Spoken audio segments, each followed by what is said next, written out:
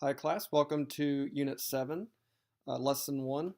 This is the last unit that we'll be covering, and it will also be the longest in terms of lectures. This is 6 lectures long. We'll have 4 dedicated to the Civil War itself, which has been kind of a focal point of this entire class. And I'll have 2 lectures after that related to Reconstruction, especially the reconstruction of the southern states after the war and the status of freed blacks once they had been released from slavery after the war. So that will be covered. The war and Reconstruction will be covered over the course of the next 6 lessons. This lecture, I'm not going to really talk about any battles. In this lecture, I'm going to lay a lot of the groundwork, and it will help you understand why battles went the way that they did. It will help you understand what the overall strategies of the war was for both sides for winning the war. You'll understand some of the kind of off the battlefield issues that were affecting the war. And I'll finish up by talking about the technology of the war. And this technology is going to make this war basically the bloodiest war in American history.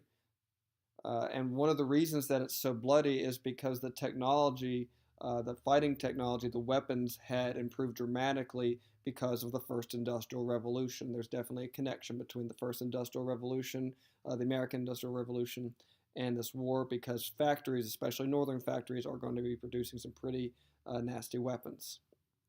So again, I'm going to lay out the groundwork. I'll talk about the advantages and disadvantages, the leaders, the strategies, and all the things that will play into the war. And then in the next lecture, I'll get into battles themselves. So if you look at the notes here, you need to be kind of careful. I'm going to be going back and forth, comparing the Union and the Confederacy. You'll see here that I have the North and the South listed on the notes. That is not the most accurate way to describe the two sides, although those are the popular ways. The North is mostly northern states that fight for the Union, and then the South, it is southern states that fight for the Confederacy. To be most accurate, though, you would be saying this is the United States versus the rebelling states, or the Union versus the Confederacy. So I'm going to go back and forth comparing the two. First off, what's the purpose of the war? Well, for the United States, it is to preserve the union of the states. If you were to ask Abraham Lincoln why he's fighting the war, why the war is continuing, it is not at first anything to do with slavery. It is to keep the union from dissolving, to keep states from seceding. That being said, for the Confederacy, the purpose of the war was to secede from the Union. Now, why were they wanting to secede from the Union? Well, if you remember from the last unit, a major reason that they're wanting to secede from the Union is because they want to preserve and protect the institution of slavery. Now, what's interesting is that a lot of Southerners are going to compare their attempted secession to when the colonies had declared their independence from Britain back in the American Revolution, and they're going to say that the United States is violating their, if you will, natural rights to property. And their property, in their mind, would be slaves, which is interesting because they're using Enlightenment ideology to kind of defend their secession. They're using compact theory. They're using the idea of natural rights, especially that of the right to property, to justify their secession. But it's pretty hypocritical because these people that they're calling property, they're slaves, they are denying natural rights too. They're denying slaves life and liberty and property or the pursuit of happiness. So interestingly, the Southerners say that they are fighting because the compact with the Union has been broken, even though they are, in their Southern governments, breaking compact theory when it comes to their slaves. Okay, let's get to the advantages that the North has, and the North has a lot of them. The first of the advantages is that the North has a much stronger army, a much stronger navy. Not only do they have a stronger army, but they have a much bigger army. That's important because whenever the battles are fought, even if the Union Army and the Confederate Army lose the same number of troops, it's going to hurt the Northern Army less because the Northern Army has more people to spare. When it comes to the Navy, remember that even in the days of the colonies, it was the northern colonies that perfected or were much more advanced when it came to shipbuilding. And they are going to have a much stronger navy. There will be more naval yards in the northern states. So the federal government's going to be able to utilize those and in the end put a big blockade along the southern coast, and we'll get more into that later. The next advantage will be the government. Basically, the Union has a strong federal government that can organize this military. They have tariffs that they can pass that can fund this military and pay for the war. They're going to have a much easier time paying for the war. One other thing to note is that because they have a strong central government, Abraham Lincoln is going to be able to orchestrate this war pretty effectively as commander-in-chief. Now, I usually in class, whenever I talk about this, I talk about two basketball teams. And imagine one basketball team has a strong coach that all the players listen to, and the other team has a weak coach that none of the players want to listen to. Well, the Union is going to, because they have a strong federal government, they're going to be like the basketball team that works as a team instead of every player kind of playing for themselves. And they're all going to be listening to their coach, Abraham Lincoln, and it's going to make them more effective. The Confederacy is going to have the opposite issue, and it's going to be a problem for them where the different states are not going to necessarily work together as a team because they have a weak federal government with the Confederacy. A Confederacy, by definition, has a weak federal government. The next advantage that the North has is that they have a strong economy. They are wealthier. There is more money in the North. There is more money in the northern factories. Again, they can raise taxes on certain people. In fact, if I remember correctly, they create a temporary income tax to help pay for the war.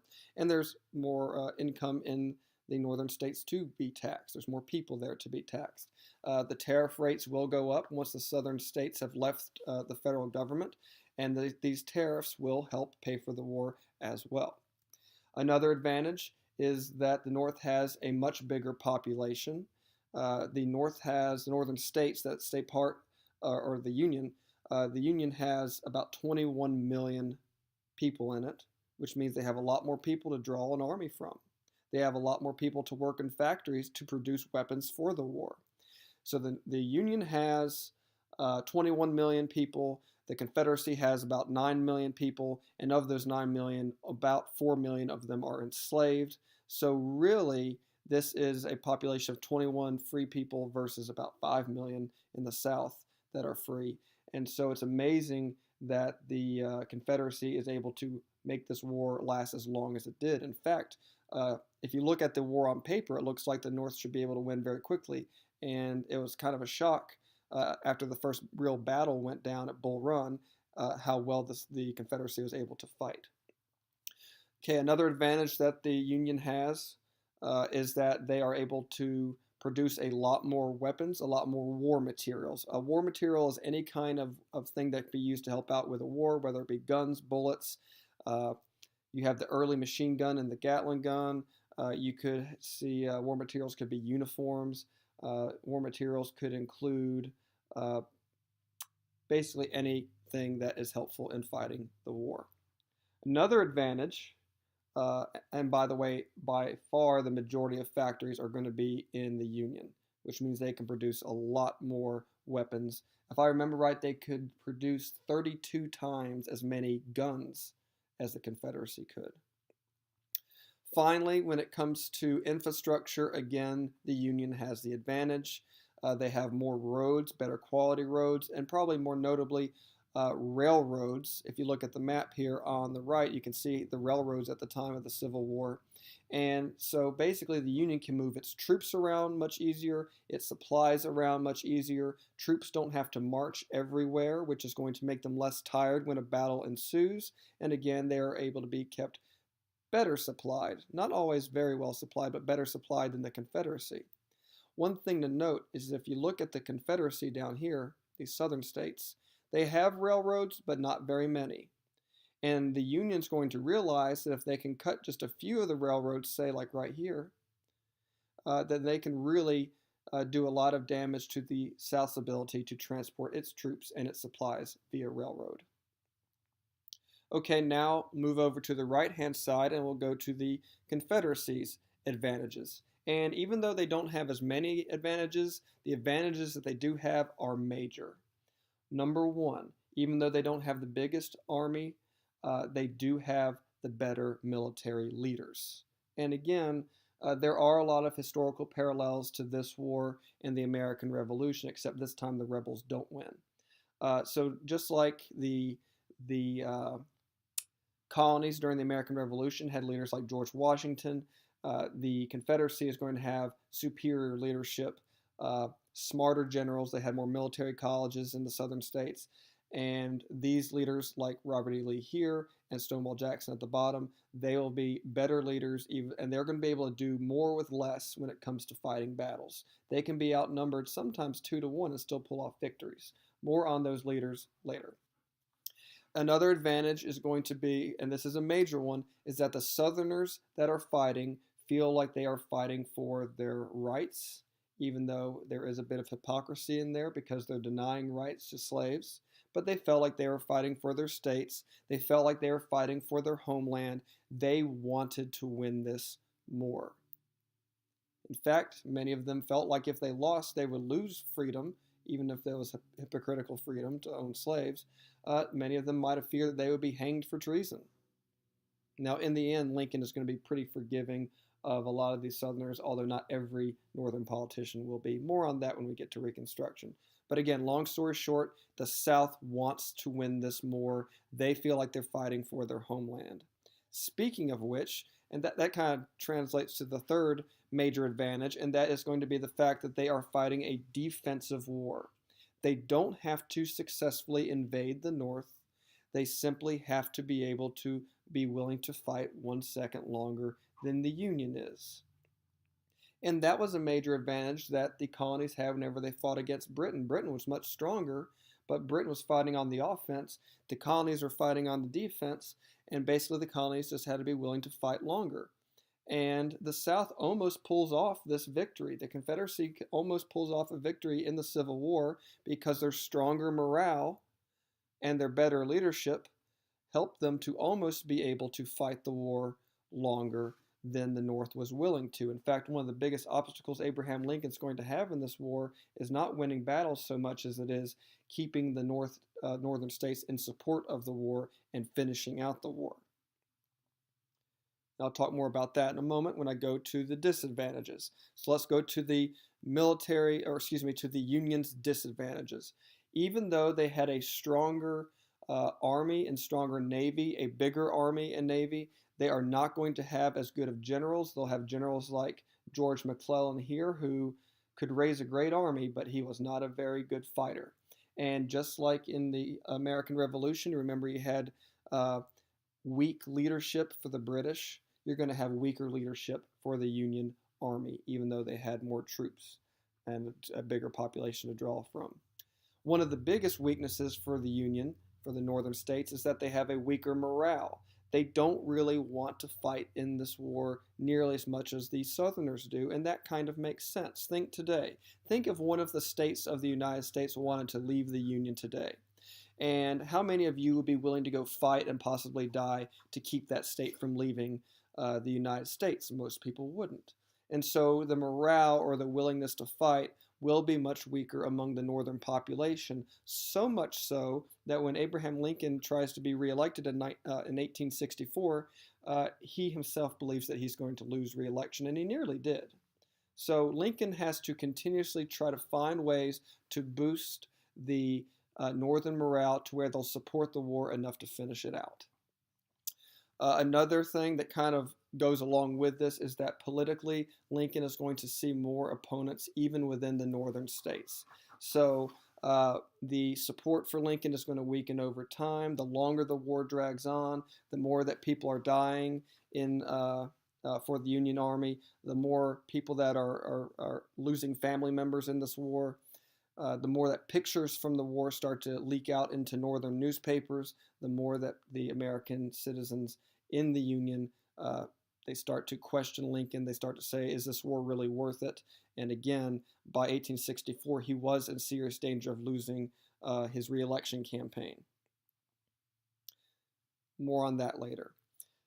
Finally, one of the big disadvantages for the Union is that they were having to fight on the offense. They had to conquer not just some land, but a very large piece of land that you see shown in the map here. So here are your Confederate states.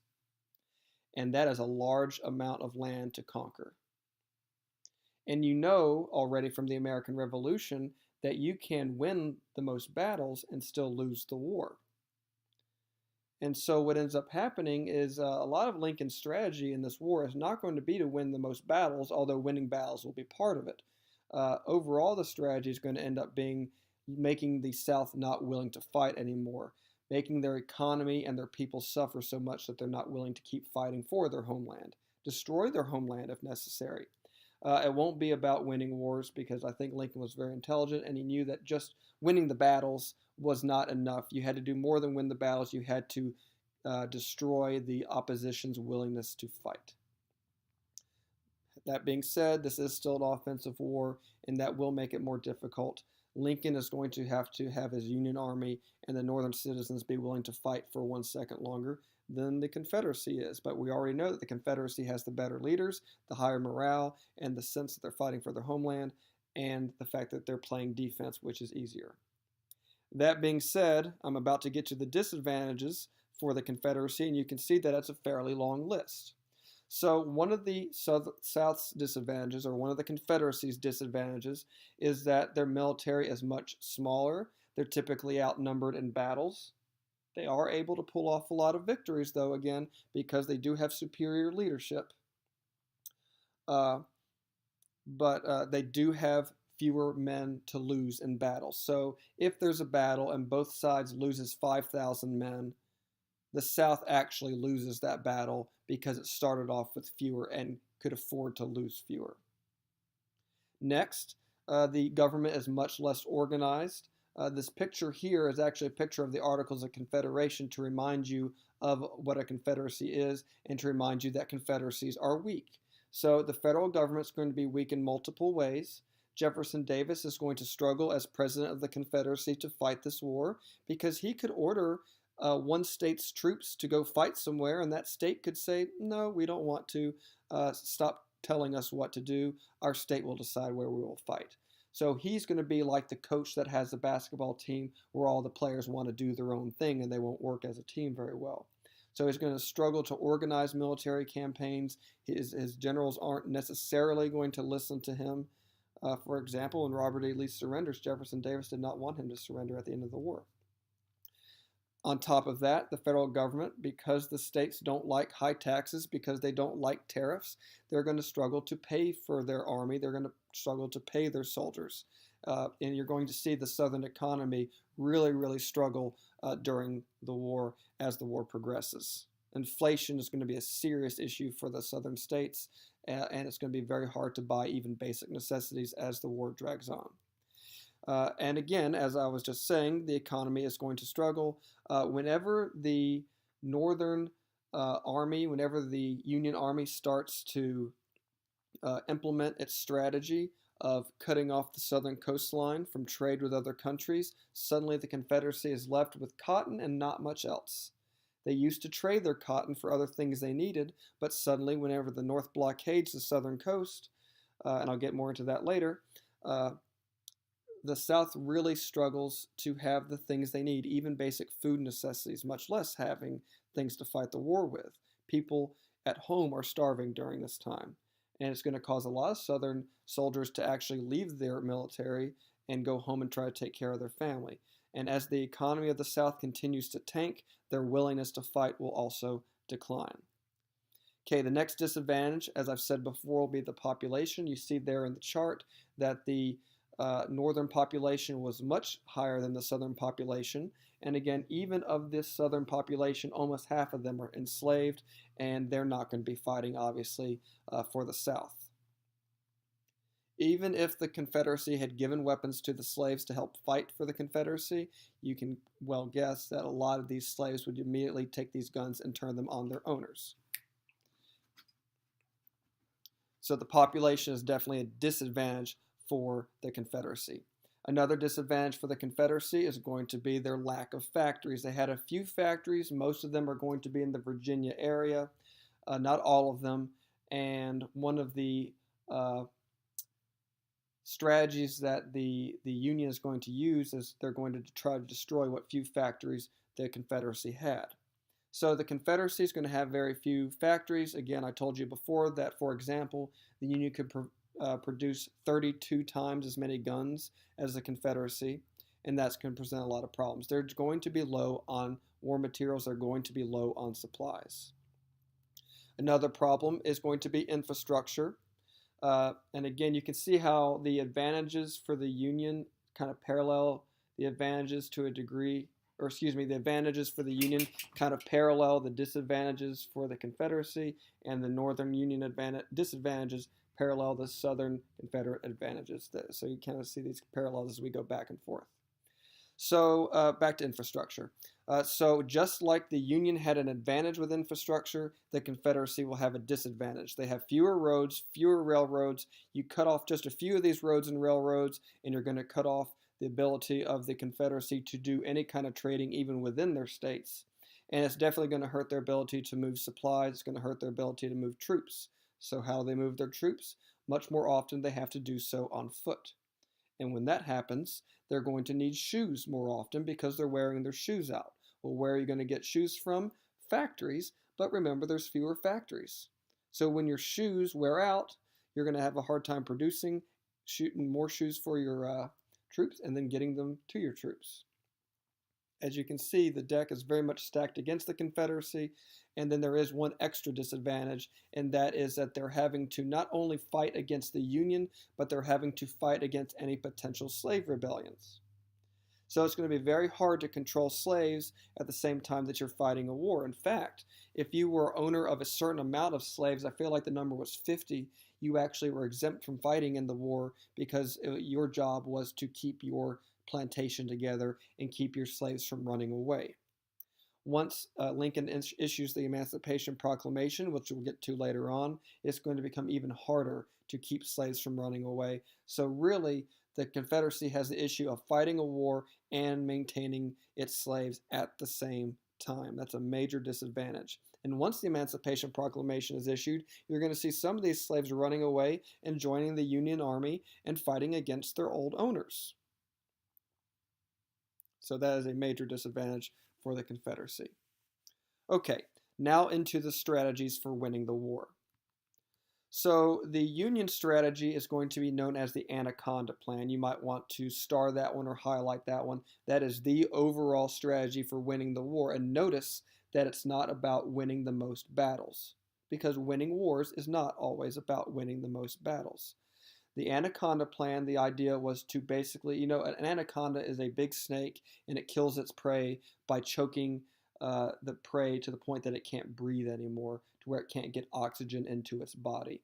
Well, the Anaconda Plan was a plan to choke the Confederacy and keep it from being able to get needed items like war materials, trade items into the Confederate States. So part one of the plan was to blockade as best as possible the entire southern coast. And if you look at the map here and you follow the mouse, you can see where the blockade would have been. What's the point of this? It's going to cut off the southern states from all foreign aid, or at least a lot of foreign aid. A lot of foreign supplies would come from England, for example. Remember, England had more textile mills than even the northern states did, and so England would be willing, if they could, to still receive southern cotton and then in exchange send back manufactured items, maybe things like guns, things to help out the Confederacy. Well, if the Union Navy is cutting off this trade, or at least severely restricting it with this blockade, then the Southern economy is really going to struggle. You're going to see the price of a lot of everyday items in the Confederacy start to go up because they're becoming scarcer. So what this part of the Anaconda Plan does is it basically cuts off international trade, the ability of the Confederacy to trade with other countries. Part two is going to be about cutting off interstate trade, or trade between the Confederate States. And so part two of the Anaconda Plan is going to be to capture the Mississippi River. And so here you see the Mississippi River. And if the Mississippi River can be captured, you're going to cut the Confederacy in half. You'll have Arkansas, Louisiana, and Texas on one side, and you'll have all the rest of the Confederacy on the other side. And this will prevent a lot of trade from happening even within the Confederacy. which will further limit their economy and make them poorer and further destroy their homeland. And if you look at the map here, you can see that that part of the Anaconda Plan is going to converge on this southern Mississippi town, Vicksburg. And I'll talk more about Vicksburg later. So overall, the purpose of the Anaconda Plan is to basically choke the Confederacy into submission, or to force them to run out of supplies, force their economy to be so ruined that they will have no choice but to surrender or basically starve to death. Now, if you look here at the map, there are another couple of parts to the strategy kind of that are extras on top of the Anaconda Plan. If you look here, you see this arrow. What this arrow is pointing at is where a lot of the destruction of railroads will take place. So the Union is not just going to try to cut off trade on water, but it's also going to cut off trade on what few railroads the Confederacy has. And whenever I get to talking about this, I'll talk about Sherman's March to the Sea, where he starts cutting off railroads. He burns Atlanta to the ground, and then he destroys many more railroads and really cripples the Southern economy.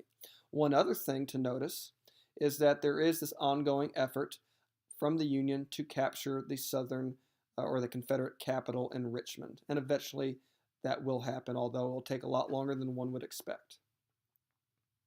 More on all of that later on. Okay, so the Southern strategy to win this war is a defensive strategy. Again, this compares to the American Revolution. The idea is you don't have to invade the Union, although they will, but I'll explain that later on. But you don't have to invade the Union, you don't have to conquer the Union, you don't have to conquer the northern states. You just have to be willing to fight longer than the Union states are. And again, very interestingly, the Confederacy nearly pulls this off. So they don't have to conquer the North. All they have to do is outlast the North's will to fight. And again, they nearly do. I'll repeat what I said before. Abraham Lincoln, he is going to struggle to maintain support within the Northern citizens to fight this war because the longer the war drags on, the more that people die, the bloodier it gets, the more people see pictures of the war, which is something that had never been done before. This is the first war where people saw pictures of the dead basically in the newspapers as the battles were occurring. Lincoln's going to be struggling with all this to get the Union to stick through the war. So it's very noteworthy how strong of a leader Lincoln was. Half of his country hated him so much that they left. The other half questioned him so much that they almost stopped supporting him. In the end, he is going to be able to preserve the Union despite lacking support from both sides, and in the end, he is going to go down, according to most historians, as one of the greatest, if not the greatest president ever. Because without him, we would not have the United States that we have today. Okay, so let's talk more about the specific leaders. In the Union, you have three main leaders that we'll talk about, two that I have pictured here. One of them will be George McClellan. If I remember correctly, they called him a young Napoleon or a little Napoleon. He was considered a brilliant general, and he was a brilliant general. He could train an army, he could build an army, he could build a very large, well-disciplined army. Kind of like Washington did after Valley Forge. The problem was that McClellan was way too cautious in battle, way too unwilling to fight. He basically was unwilling to fight in a battle unless he had like 10 times the army of his opposition. Why? Because he didn't want to lose any soldiers. Why did he care so much about losing soldiers? Well, he liked to be liked. He wanted his soldiers to like him, and they would like him more if he kept them out of harm's way. And the soldiers' family in the North would like him more if he kept the soldiers alive. So what's interesting is that his soldiers liked him and the Northern citizens liked him, but because he earned this favor by being so cautious in battle, Lincoln doesn't like him very much, and he's going to fire him on two separate occasions. And in fact, if McClellan had been less cautious, the war could have ended a lot sooner. So his caution won him popularity, but also made the war drag on and lost more lives in the end. Ulysses S. Grant at the bottom is going to be the opposite. Ulysses S. Grant is going to win many more battles, and he's going to be willing to do what's necessary to do so. He will lose men to fight and win these battles. They sometimes called him Unconditional Surrender Grant. That's what they said the U.S. and his initials stood for, was unconditional surrender. Some people called him the Butcher. because he lost so many men in battle, and a lot of Union soldiers were less favorable of him. Definitely Union citizens. Northern citizens did not like the fact that he uh, lost so many men in battle. Even though he was winning the battles, people were losing their family members in the process. A final general that I'll tell you about that's not pictured here, but you'll hear about him later on, will be a man named William Tecumseh Sherman, or William T. Sherman. Sherman is kind of like Grant's right-hand man. Sherman is going to end up doing probably more damage to the Confederacy than any other general. Toward the end of the war, he is going to basically start marching through the South, ripping up and burning and tearing up everything that he sees. He's going to introduce a tactic that's known as total war, where he doesn't just worry about winning battles, he worries about burning down citizens' houses, tearing up people's railroads, burning up people's farms. And really, even though that makes the South hate him, in the end, that is going to cause the South to be more likely to surrender in the end. On to the major leaders for the Confederacy. The major leader for the Confederacy will be Robert Edward Lee. Robert E. Lee is probably the best general for either side of the war. You see him pictured there at the top. He was so skilled as a general that before Virginia, and he was from Virginia, by the way, before Virginia seceded, in other words, before Fort Sumter, before Virginia seceded from the Union, Abraham Lincoln had actually asked Robert E. Lee to be his top general. And had Robert E. Lee done that, then the war probably would have been won pretty quickly by the Union. However, when Lee's home state, Virginia, seceded from the Union, even though he himself was against secession, and honestly, he was lukewarm on slavery as well. He was against secession, but he was loyal to his home state of Virginia. He said, I cannot make war on my own home state. If you were to ask him what his country was, he was more likely to say Virginia than he would be to say the United States. Again, in this day, people were more likely to identify with their home state than they were with the country as a whole. That's what sectionalism did. So Lee, even though he was against secession and was lukewarm at best in supporting slavery, he was not very much a supporter of slavery. He was loyal to his home state of Virginia. So wherever Virginia went, he went. And so when Virginia seceded, he joined the Confederacy. His right-hand man is going to be a man named Stonewall Jackson. His real name's Thomas. He will earn the name Stonewall in the first official battle of the war. I'll talk more about that whenever we get to the first battle of Bull Run. Jackson was a very interesting character. He's kind of like John Brown, where he was fiercely religious but also fiercely violent. He would fight in war. He had no fear of death. He was ready to die at any time because he was sure that he was going to heaven if that happened. And so he was very fearless in battle and helped win the first battle of the Civil War, a surprise victory for the Confederacy at the Battle of Bull Run. More on him later on. He will not survive the war. Lee will. More on all that later on as well. Okay, so here we are at a chart, and make sure you listen to what I tell you to put in the middle oval because it does set the theme for the chart. And if you want all of your points for completing your lecture, you need to make sure you complete the oval. So in the oval, put Lincoln's political problems. Or you can put what's at the top there, political problems for Lincoln, either way. So again, in the middle oval, we'll talk about, I want you to write down Lincoln's political problems. These are going to be problems that Lincoln's going to be dealing with largely throughout the war. So again, finally, middle oval, put Lincoln's political problems. Problem number one, I've already talked about, and that will be the border states. Most of the border states still had slavery, except for West Virginia. And these border states were very lukewarm at best in their support for Lincoln. In fact, a lot of people in the border states that maintained their slaves did not like Lincoln very much and actually favored the Confederacy winning the war. Now, technically speaking, none of them actually leave the Union. These are slave-holding Union states. Maryland, of course, was the one that was most crucial. I told you about how Lincoln had treated the people of Maryland already because he didn't want Washington, D.C. to be surrounded by Confederate states, because if that happened, then he would likely lose the war. Well, he also did similar things in other border states. He used martial law in Kentucky. He used martial law in Missouri.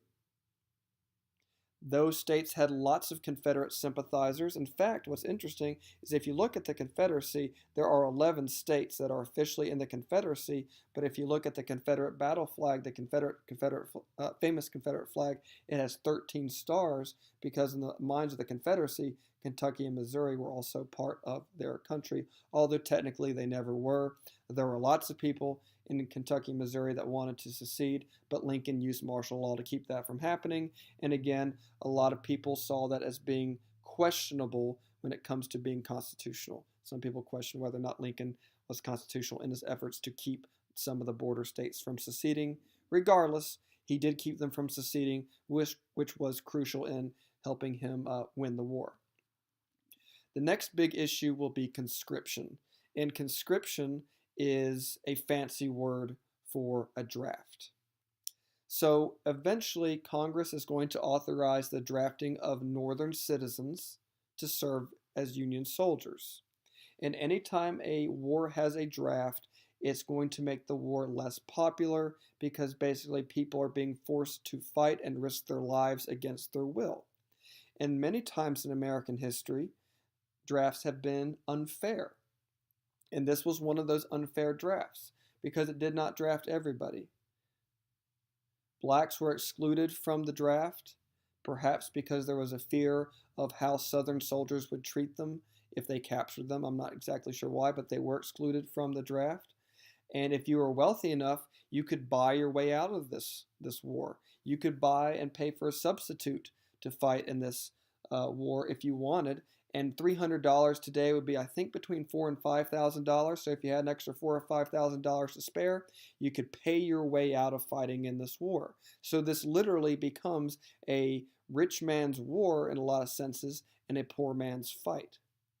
Now, to be fair, in the Confederacy, you had a similar situation. I told you that the rich plantation owners that owned more than 50 slaves could get out of the war because it was deemed more necessary for them to take care of their plantations and keep their slaves from escaping. So you did see in the Confederacy also the wealthy not have to fight and the poor did.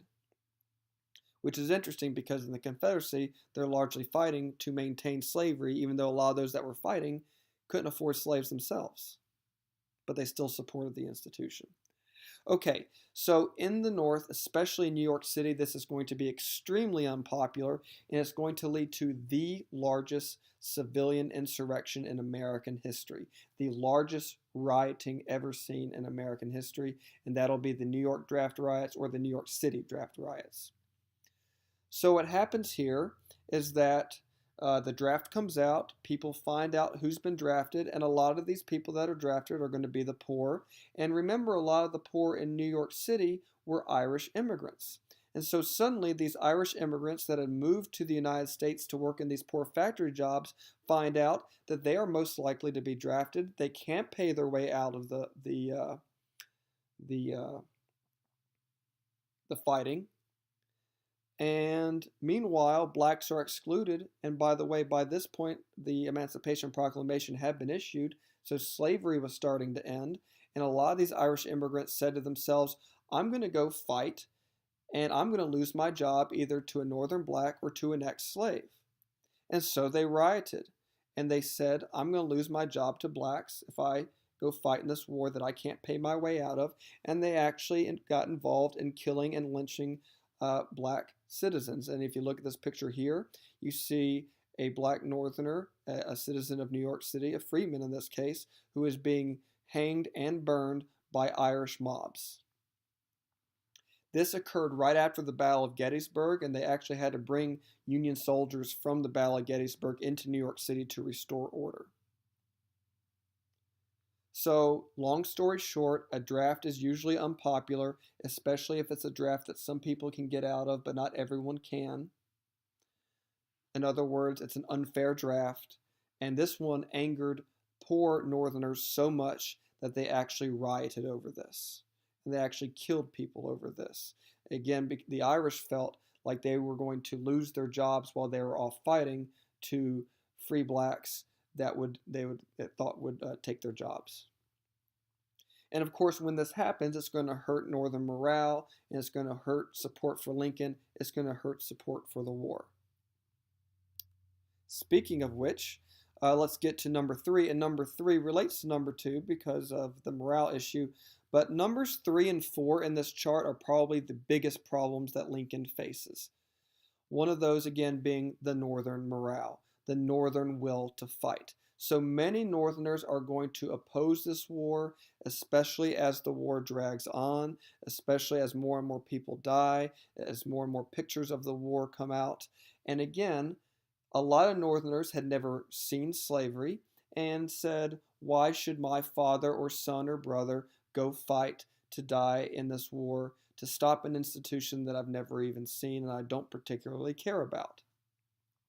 Again, if say California or say Texas wanted to secede from the Union, how many of you would be willing to go fight and die or have a family member go fight and die to keep one of those states from seceding from the Union? There were some Democrats that were still part of the Union, and a lot of them were against this war, and they were known as Copperheads. And they are going to end up forming the most political opposition to Abraham Lincoln when the 1864 election came along. They are going to run an anti-war candidate, or sort of anti-war candidate, against Lincoln, and Lincoln actually thought that he was going to lose election to this person. So Lincoln, by 1864, is so unpopular that he very seriously doubts that he would be reelected. And to be honest, had it not been for a certain number of key victories right before his reelection, he probably would have lost. Had General Sherman not taken over Atlanta and started tearing up Southern railroads right before the war started, right before the election, Lincoln probably would have lost re-election. And it's very interesting who he could have lost his election to. I'll talk more about that when we get to it. If he had lost re-election and another president had come in, the Confederacy might have gotten its independence. If you look at this cartoon here, it's basically saying, if you look here, you see the idea of compromising with the South. You see soldiers from both sides shaking hands over a grave, and it says memory of Union, I believe it says Union heroes that died in a useless war. So if another president had come along, they might have given the Confederacy their independence, or they might have let the Confederacy re-enter the Union and continue to have slavery. Lincoln, by the end of the war, is willing to do neither. Now, at the beginning of the war, Lincoln's only goal is to preserve the Union. But not too long into the war, he's also going to say, we're also going to make this about ending slavery. And once he does that, he's not going to be willing to go back on that promise. So again, let me make this point that I made before in an earlier lecture. At the beginning of the war, mission A is always to preserve the Union, whether or not that means preserving or getting rid of slavery. In the end, mission B will be to end slavery. But at the beginning, the goal is to just preserve the Union at all cost. And if Lincoln had lost re-election, the Civil War could have been lost by the United States. It could have been won by the Confederacy. The Confederacy could have gotten its independence, or it might not have gotten independence, but it could have preserved slavery for who knows how much longer. Okay, so Northern morale is going to be something that Lincoln's going to have to be very careful about maintaining. He's going to have to be very clever about maintaining. And he is going to do the exact right thing at the exact right moment to boost Northern morale just enough to stay president, just long enough to win the war. In fact, basically, he dies a week after General Lee surrenders. He's barely even alive long enough, much less president long enough, to see this war through. But he is, which is miraculous for the sake of our country. Okay, the final political problem that Lincoln has is a foreign policy problem. Remember that the British got a lot of their cotton. They got the majority of their cotton from the Confederacy, from the southern states, and this war was really hurting the British's ability to maintain their cotton supplies. Remember that whenever the South said that cotton was king, in a sense they meant that cotton was king of Britain, because cotton was so vital a part of the British economy because they had textile mills. So Britain, for a while, will consider joining the Confederacy against the Union, especially at the beginning when the war was only about preserving the Union. And for the Confederacy, they would say that we are fighting to secede from the Union. And even though slavery was the reason for seceding, they could kind of sweep that a little bit under the rug if they wanted to when they were talking to the British. Why would they not want the British to think about the slavery issue so much? Well, it's because Britain had already abolished slavery, which is hypocritical because they were more than willing to take slavery-produced cotton from the United States. Anyway, at the beginning of the war especially, Britain is going to consider joining the Confederacy. Had they joined the Confederacy, it would have been a lot like when France had joined the colonies during the American Revolution, and it would have helped the Confederacy probably win. And remember that the French had helped the colonists win the American Revolution. In fact, at first, a lot of British manufacturers made ships and sent ships that could be turned into warships by the Confederacy. Eventually, they'll abandon this practice because they were worried about Lincoln's reaction. But that at first, they did give warships, try to give warships to the Confederacy. That practice does not continue, especially once Lincoln makes slavery one of the reasons for fighting the war. At that point, Britain's not going to be willing to fight for the Confederacy. But for a long time, they are considering it.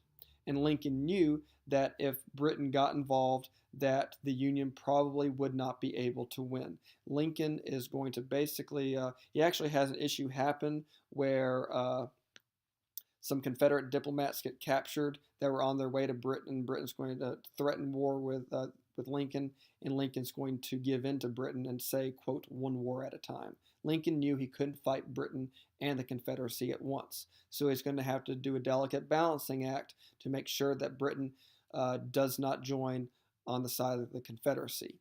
And the crucial turning point of the war, dealing with whether or not Britain would join, that'll be the Battle of Antietam, which I'll talk about later on. Okay, finally, let's talk about the role of technology in this war.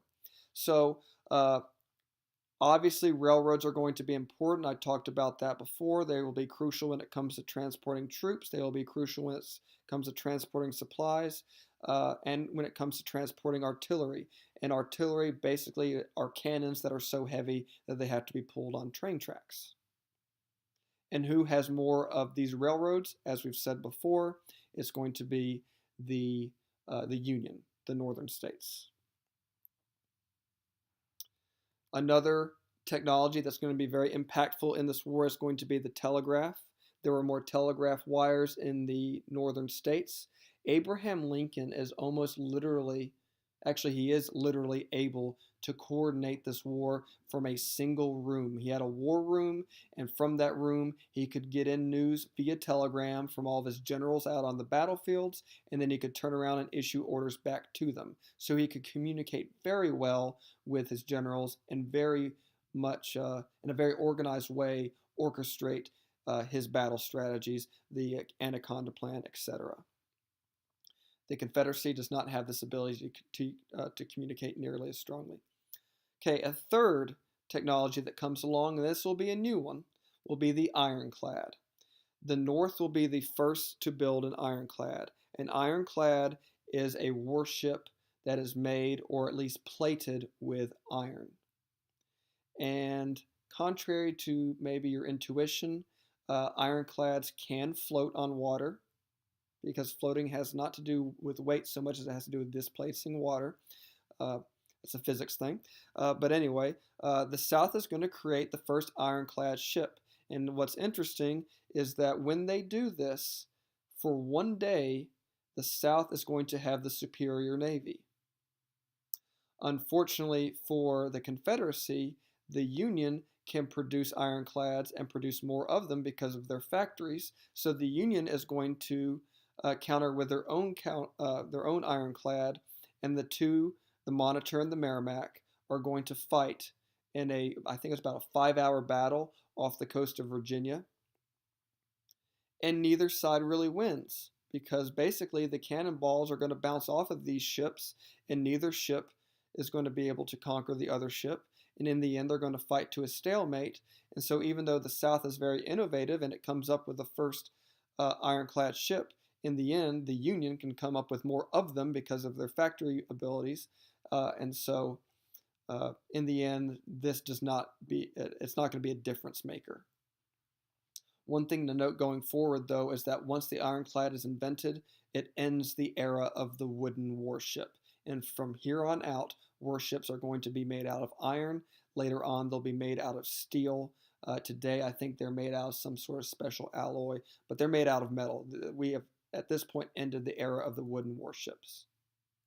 And the reason that I'm mentioning that now is that when you get to American history 2, you're going to learn about how building warships out of iron and then eventually steel will be very crucial in helping the United States win battles. For example, the Spanish-American War is going to help us in World War I. It's going to help us in World War II. So that'll have very big future implications. One other invention, let me speak about something. Around this time, there's going to be a man that makes a quote. And I think it's very important to note this quote.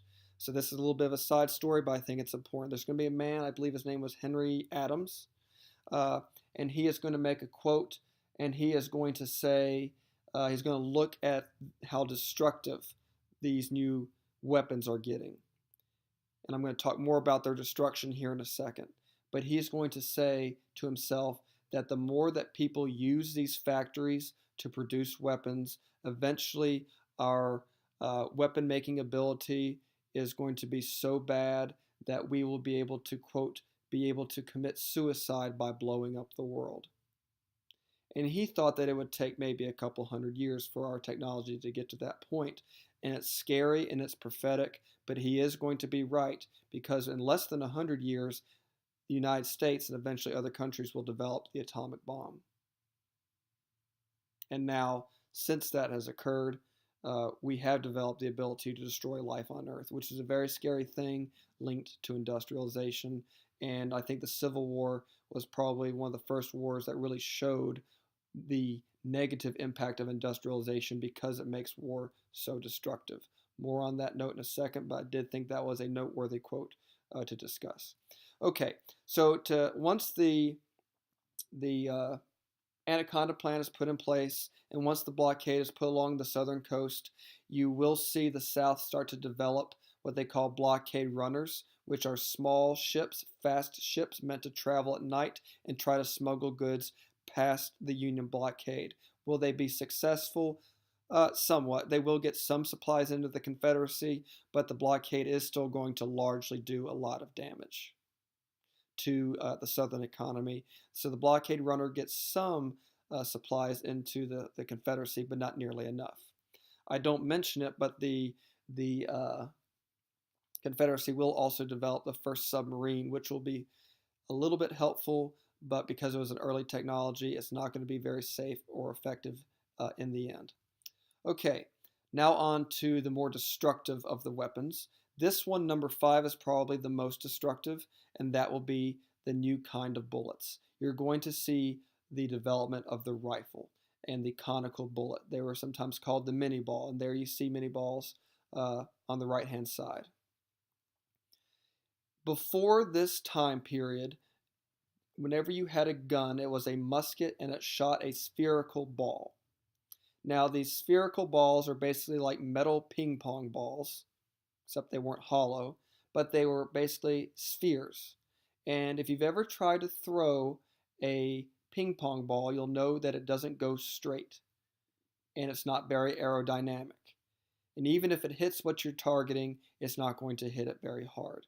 And that's the way musket balls were before the Civil War. That's one of the reasons why Andrew Jackson was able to survive duels, is because the musket balls hit him, but they didn't hit him with the same velocity or accuracy as these rifled bullets will that I'm going to talk about. So probably the most destructive invention of the entire Civil War will be the rifle, the rifled barrel, and the mini ball that is used. So what happens is you're going to see guns have on the inside, they're going to have grooves carved into them. And these grooves are going to be, it's kind of, you might have seen this at the beginning of a James Bond movie, the idea of looking down a rifled barrel.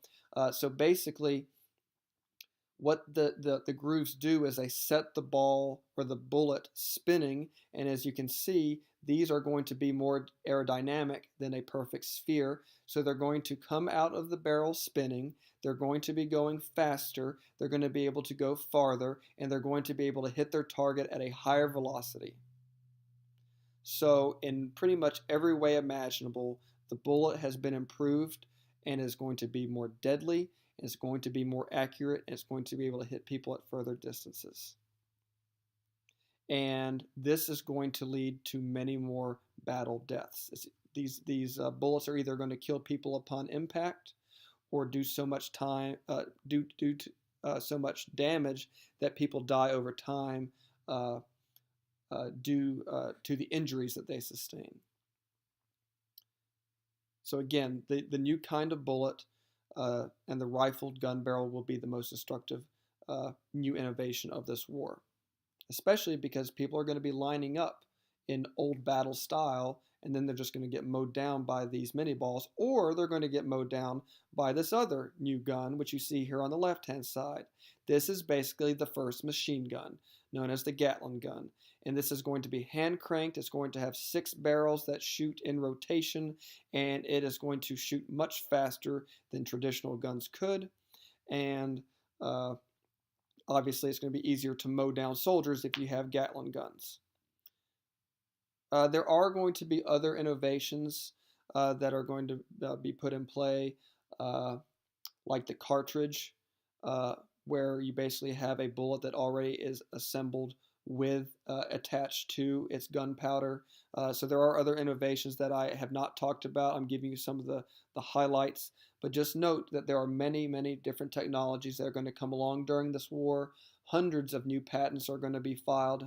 Hundreds of new weapons are going to be invented, and many of them are going to be very, very destructive, which prompted the quote that I told you about earlier about how eventually we're going to be using our factories to produce such deadly weapons that we can destroy the world, which again in 1945 we do develop that ability with the development of the atomic bomb. Okay, a final technology, impact of technology will be more of a lack of technology, and that's going to be the lack of medical advances. People are going to die of disease more than they're going to die from anything else. People are either going to die because they're going to be out in the woods or out in the fields for days, weeks, months on end. It's going to be hard for them to get water. It's going to be hard for them to stay clean or get clean water.